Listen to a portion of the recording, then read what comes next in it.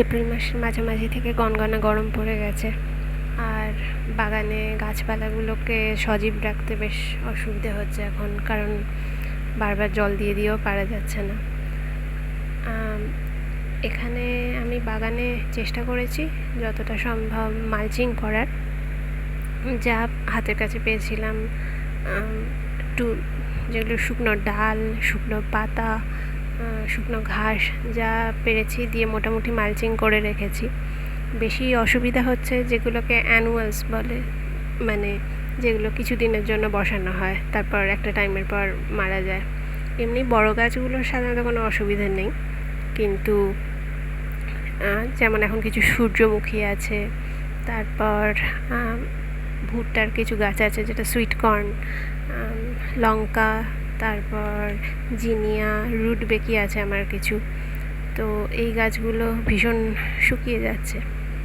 তো যাই হোক, মোটামুটি দুবেলা মতো জল দিয়ে এগুলোকে ম্যানেজ করা যাচ্ছে আপাতত।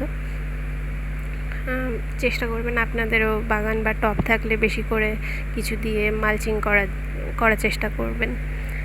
তো এই সময়টাতে আমাদের যে গাছগুলো আছে তার মধ্যে কিছু গাছের মধ্যে খুব অসুবিধা দেখা যায়, যেমন গোলাপ, তারপর গন্ধরাজ,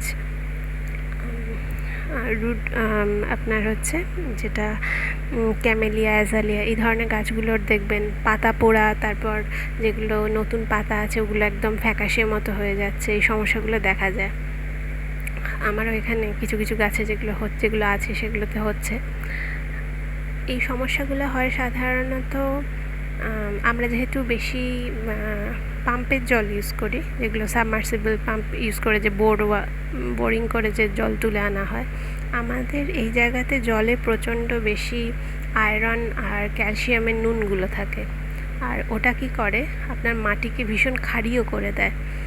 যেখানে আপনার ক্যামেলিয়া বলুন, অ্যাজালিয়া, গার্ডেনিয়া, মানে গন্ধরাজ বা গোলাপ, এদের মাটিটা একটু আমলি খাওয়ার দরকার হয়, নয়তো গাছ ভালোভাবে গ্রো করে না।